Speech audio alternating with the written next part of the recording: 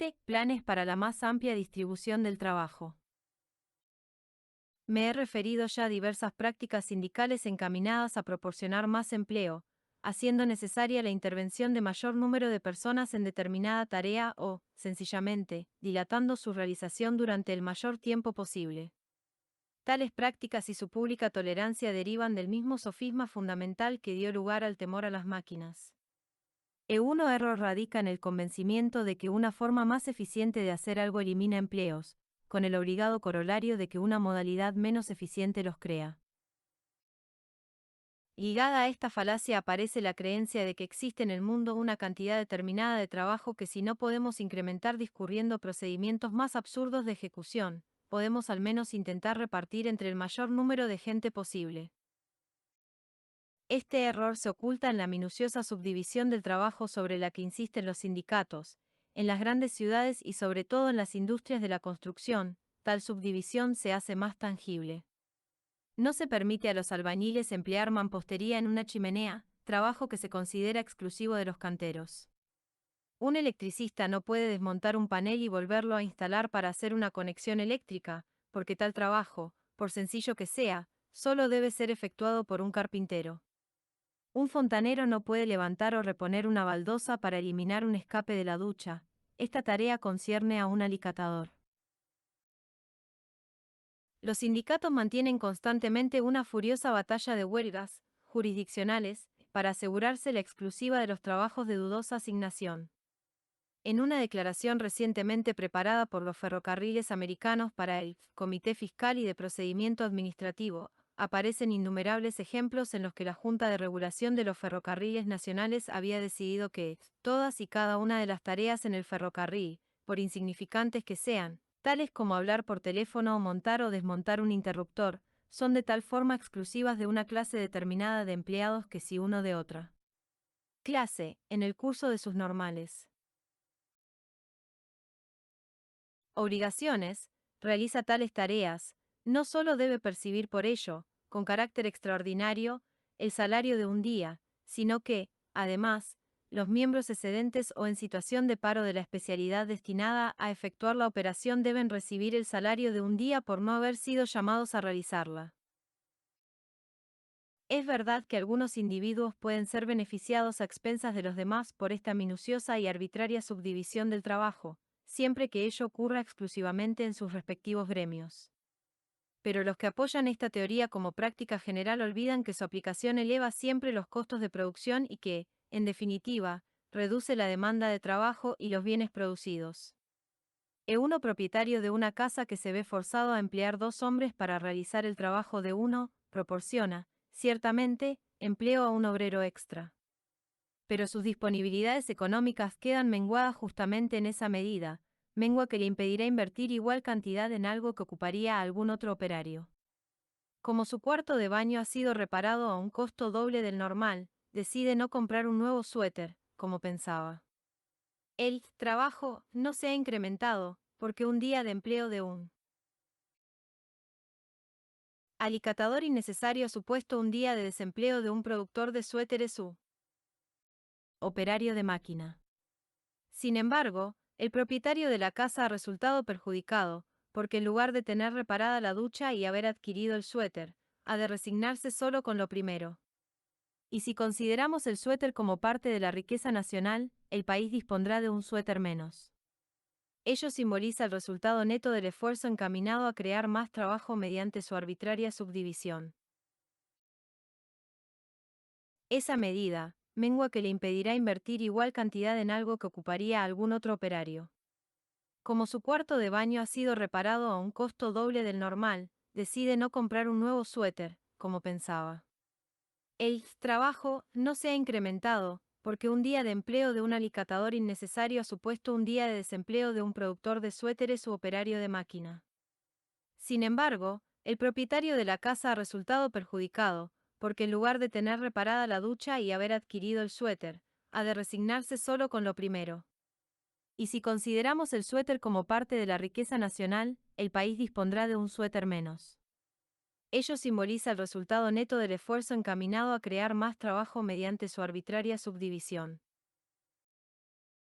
a la salud o a la eficacia en el trabajo.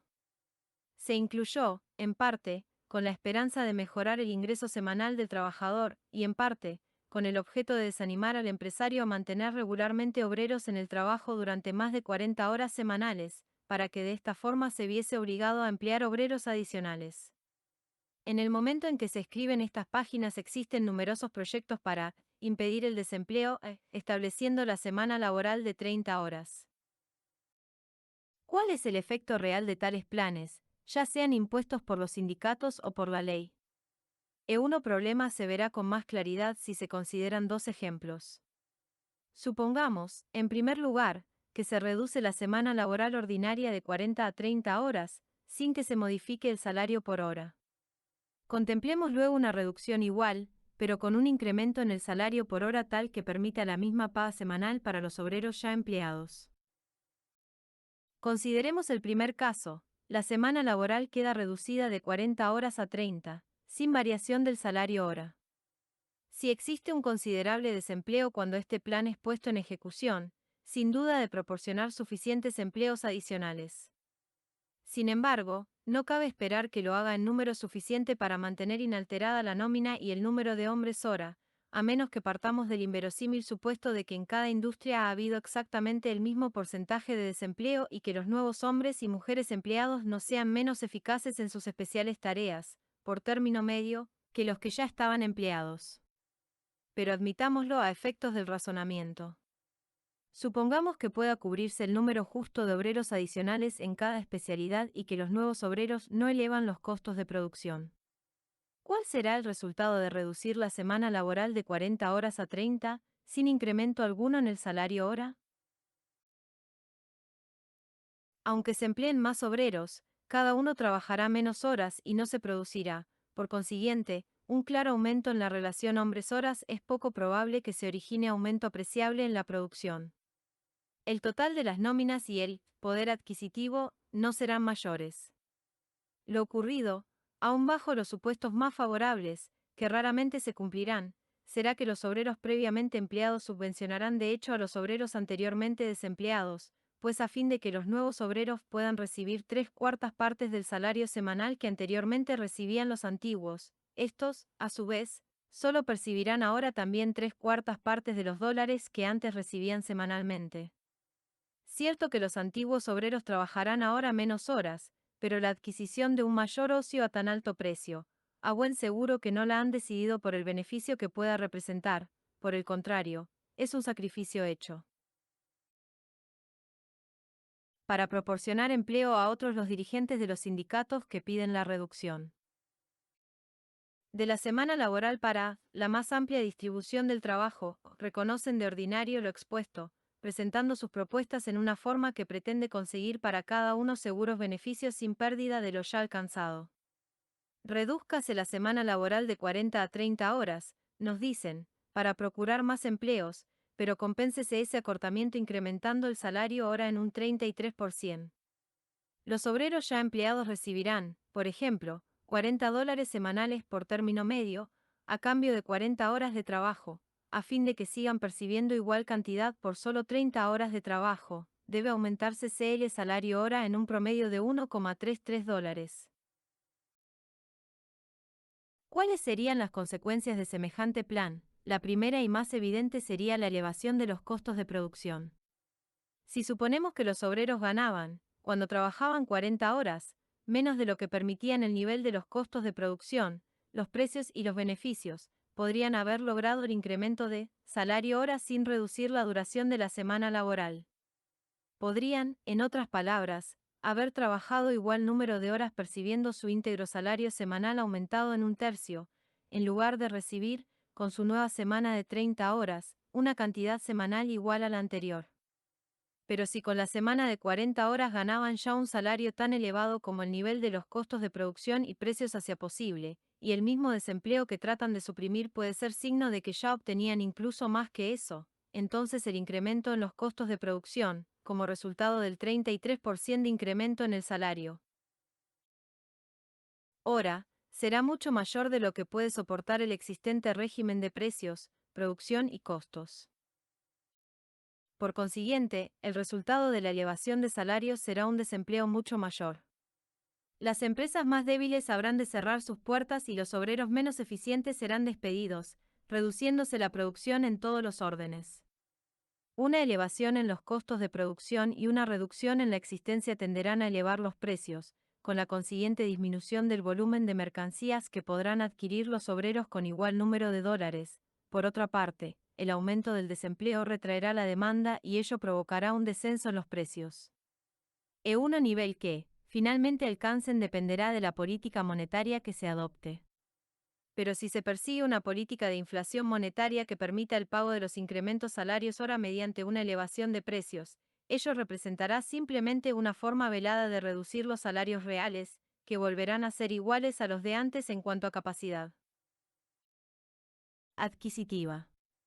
Uno resultado sería, pues, el mismo que si la semana laboral se hubiese reducido sin aumento en el salario hora, cuyas consecuencias ya hemos analizado. En una palabra, los planes distributivos del trabajo se apoyan en la misma rara ilusión que venimos considerando desde el comienzo de la obra. Las gentes que defienden tales medidas piensan solo en el empleo que proporcionarían a grupos o individuos aislados, no consideran cuál sería su efecto sobre toda la comunidad. Se fundamentan también estos planes, como antes señalábamos, en la falsa creencia de que existe una cantidad fija de trabajo por realizar. No se concibe mayor desatino.